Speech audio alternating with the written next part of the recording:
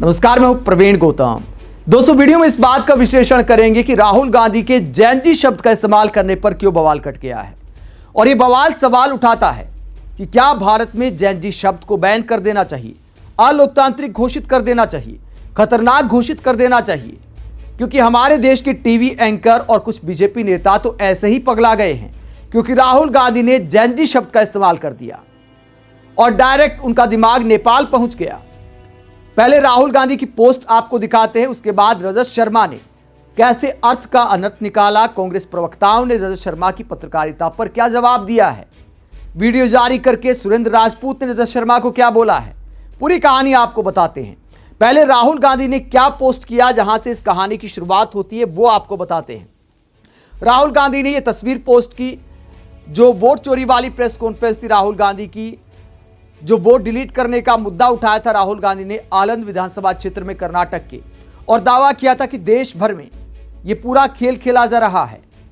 तो इस तस्वीर को पोस्ट करते हुए, राष्ट्रगान के वक्त की तस्वीर को पोस्ट करते हुए राहुल गांधी लिखते हैं, देश के युवा, देश के छात्र, देश की जैन जी संविधान को बचाएंगे, लोकतंत्र की रक्षा करेंगे और वोट चोरी को रोकेंगे। मैं उनके साथ खड़ा हूं। तो युवाओं से अपील करते राहुल गांधी और दावा करते हैं कि वो उनके साथ खड़े हैं। और तीसरी लाइन में शब्द का इस्तेमाल करते देश की जैन जी, यानी जनरेशन जेड। राहुल गांधी ने इस शब्द का इस्तेमाल किया तो बहुत सारे बीजेपी नेता और एंकर डायरेक्ट नेपाल पहुंच गए और बहाना ढूंढ लिया राहुल गांधी को देश के खिलाफ बताने का। अब रजत शर्मा काफी वरिष्ठ टीवी एंकर हैं, पत्रकारिता पर तो क्या ही कहें, उस पर तो पब्लिक खुद जवाब दे देती है। कमेंट बॉक्स उन्हें चेक करना चाहिए किस तरह की कमेंट आ रहे हैं। कोई यूट्यूबर अगर ज़्यादा बोल दे तो फिर उन्हें अल्टीमेटम दे देते हैं, कोर्ट से नोटिस भिजवा देते हैं। लेकिन क्या इस तरह की पत्रकारिता करनी चाहिए? सवाल ये उठता है, क्या इस देश में जैनजी शब्द का इस्तेमाल देश के खिलाफ हो जाता है? एक सामान्य सा शब्द है जिसके मायने हैं, मायने बता देता हूं रजत शर्मा को। उसके बाद उन्होंने क्या बोला वो भी आपको दिखाएंगे, कांग्रेस से क्या जवाब दिया वो भी आपको दिखाएंगे। अगर आप गूगल सर्च करेंगे या फिर एआई से पूछेंगे तो सिंपल भाषा में मायने निकल आते हैं। जनरेशन जेड 1997 से लेकर 2012 के बीच जो पैदा हुए हैं, जो स्मार्टफोन और डिजिटल दुनिया के उदय के दौर में पैदा हुए, उन्हें कहा जाता है जनरेशन जेड और शॉर्ट फॉर्म में इस्तेमाल किया जाता है जैन जी।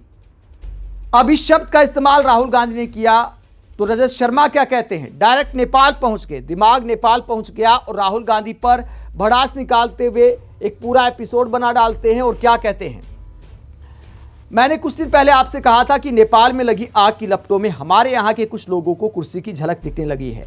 आज राहुल गांधी की आरजू जुबान पर आ ही गई, उन्होंने जैन जी का नाम ही लिख दिया। वोट चोरी के फर्जी नैरेटिव का इस्तेमाल अब युवाओं को उकसाने के लिए किया जाएगा। जैसे ही राहुल गांधी ने प्रेस कॉन्फ्रेंस खत्म की, सोशल मीडिया पर एक ग्रुप ने प्लान तरीके से कैंपेन करना शुरू कर दिया। ये अलग बात है कि इलेक्शन कमीशन ने 4 वाक्यों में इस कैंपेन की हवा निकाल दी, पर असल बात ना तो वोटर लिस्ट है ना ही इलेक्शन कमीशन। मकसद तो किसी तरह नरेंद्र मोदी को हटाना है, इसीलिए कहीं पे निगाहें कहीं पे निशाना है। पर ये नैरेटिव खड़ा करने की कोशिश करने वाले भूल गए कि बदला हुआ भारत है। हमारे लोग चाहे नए जमाने के हों या पुराने के, झूठ पर विश्वास नहीं करते और सच का सामना करने से नहीं डरते। वो जानते हैं कि कब कब किसकी सरकार ने कितना काम किया, उन्हें मालूम है किसने उनसे क्या छीना और किसने उनको क्या दिया। इन्हीं रजत शर्मा ने लोकसभा चुनाव के वक्त खुद 400 पार का नारा लगवा दिया था। अब टीवी के पर्दे के माध्यम से देश को यह संदेश देना चाहते हैं कि देखिए, राहुल गांधी युवाओं को बगावत करने के लिए उकसा रहे हैं। नेपाल में जैन जी ने जो किया, क्या उसके बाद जैन जी शब्द अपराध हो गया है? मतलब इस बात के मायने क्या हैं? राहुल गांधी सिंपल भाषा का इस्तेमाल कर रहे हैं कि अगर कहीं वोट के मामले में गलत हो रहा है, कहीं गलत वोट बढ़ रहे हैं, कहीं गलत वोट कट रहे हैं, तो उसके खिलाफ आवाज उठानी चाहिए। एक सिंपल शब्द का इस्तेमाल किया, कहीं किसी को हिंसा के लिए नहीं उकसाया, ना ही राहुल गांधी ने कभी ऐसी कोई बात की है। लेकिन रजत शर्मा कहना चाहते कि देखिए, नेपाल में जो हुआ उसके बाद राहुल गांधी की आरजू भी जुबान पर आ गई। मतलब इस बात के मायने क्या हैं? जहां तक जैनजी शब्द के इस्तेमाल की बात है, पीएम मोदी भी करते आए हैं। कांग्रेस नेता श्रीनिवास भी रजत शर्मा को दिखाते हैं कि वोट चोर साहब के टुकड़ों पर पलने वाले नोएडा के कमांडो बता रहे हैं कि जैनजी कितना खतरनाक शब्द है। एक बार जाकर अपने पापा की भाषण सुन लो।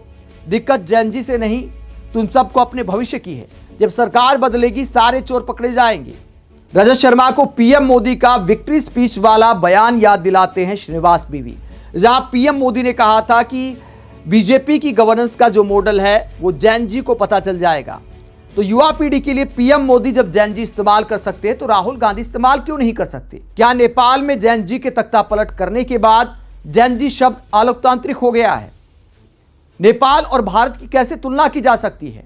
अगर ऐसा है कि जैन जी शब्द का इस्तेमाल करना ही बगावत है तो फिर मोदी सरकार को एक कानून बना देना चाहिए इस शब्द को लेकर।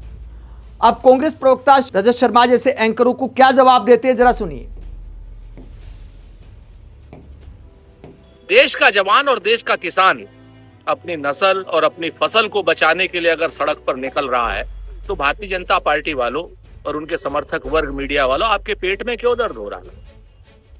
देश के किसान की फसल अमेरिका अपने हितों के लिए लूटने की कोशिश कर रहा है और मोदी सरकार आत्मसमर्पण की मुद्रा में है। कॉटन पर 0% एक्साइज ड्यूटी और देश के जवान का हक चुनाव आयोग के साथ मिलकर तमाम ताकतें उनके वोट का हक लूट रही, उनके वोट डिलीट कर रही हैं, उनको चुनाव से वंचित करने की कोशिश कर रही हैं, उनको सरकार में आने से दूर रखने की कोशिश कर रही हैं। और अगर राहुल गांधी जी देश के जवान का आह्वान कर रहे हैं कि आप अपने अधिकारों की रक्षा करो, अपने संविधान की रक्षा करो, तो मीडिया वालों आपके पेट में क्यों दर्द हो रहा है?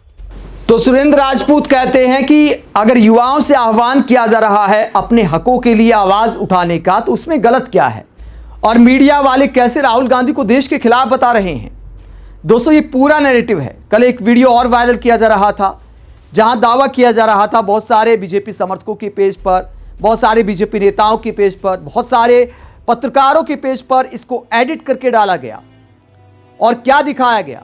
दिखाया गया कि राहुल गांधी ने कहा कि देखिए, मेरी जिम्मेदारी नहीं है संविधान को बचाना, मैं संविधान को नहीं बचा सकता, मेरी जिम्मेदारी नहीं है लोकतंत्र को बचाना।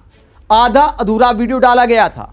यहां तक ही वीडियो खत्म कर दिया गया कि देखिए, राहुल गांधी कह रहे कि संविधान को बचाने की जिम्मेदारी मेरी नहीं है। उसके आगे राहुल गांधी ने क्या बोला उसको नहीं दिखाया गया। यह दिखाता है कि किस तरह वीडियो को कट करके राहुल गांधी को बदनाम करने की कोशिश की जा रही है।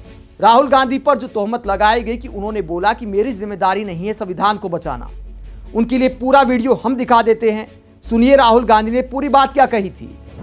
फ्रैंकली, ये जो मैं यहां कर रहा हूं ये मेरा काम नहीं है। मेरा काम डेमोक्रेटिक सिस्टम में पार्टिसिपेट करने का है। मेरा काम डेमोक्रेटिक सिस्टम की रक्षा करने का नहीं है। वो काम हिंदुस्तान के इंस्टीट्यूशंस का है। वो काम वो नहीं कर रहे हैं, इसलिए मैं कर रहा हूं। तो राहुल गांधी की बात का साफ मतलब था कि संवैधानिक संस्थाओं को जो जिम्मेदारी निभानी चाहिए वो काम मेरा नहीं है, लेकिन मुझे करना पड़ रहा है क्योंकि संवैधानिक संस्थाएं वो करने में नाकाम साबित हो रही हैं। ये पूरी बात सिंपल भाषा में राहुल गांधी ने बोली थी। ऐसा नहीं है कि वीडियो पोस्ट करने वालों को समझ नहीं आया होगा। जानबूझकर कट कॉपी पेस्ट का खेल किया जाता है, टास्क दिया जाता है, बात में अर्थ का अनर्थ निकाला जाता है। अगर कोई पीएम मोदी का इस तरह आधा अधूरा बयान पोस्ट कर दे तो उसके खिलाफ एफआईआर हो सकती है, लेकिन राहुल गांधी के खिलाफ सब चलता है।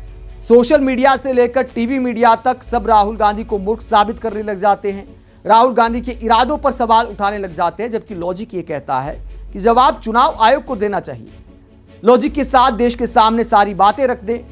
इस बात में कोई दो राय नहीं कि जो सवाल राहुल गांधी ने उठाए हैं या फिर अनुराग ठाकुर ने उठाए थे, उन्होंने भी तो आरोप लगाया था कि अखिलेश यादव की लोकसभा में, राहुल गांधी की लोकसभा में, प्रियंका गांधी की लोकसभा में, अभिषेक बनर्जी की लोकसभा में बहुत सारे डाउटफुल वोटर हैं। जब खुद बीजेपी के नेता ऐसे सवाल उठा रहे हैं तो फिर राहुल गांधी की बात गलत कैसे है? चाहे इरादतन गलतियां हो रही हों, चाहे गैर इरादतन गलतियां हो रही हों, लेकिन अगर चुनाव आयोग के काम में कोई कमी दिखाई देती है तो उसे करेक्शन करने की जरूरत है। तो इसको ईगो पर लिए बिना चुनाव आयोग को काम करना चाहिए। चुनाव आयोग के कई पूर्व मुख्य चुनाव आयुक्त भी एक बात बोल चुके हैं कि राहुल गांधी की बातों को गंभीरता से चुनाव आयोग को लेना चाहिए और अपने काम में सुधार करना चाहिए, गुस्सा नहीं करना चाहिए।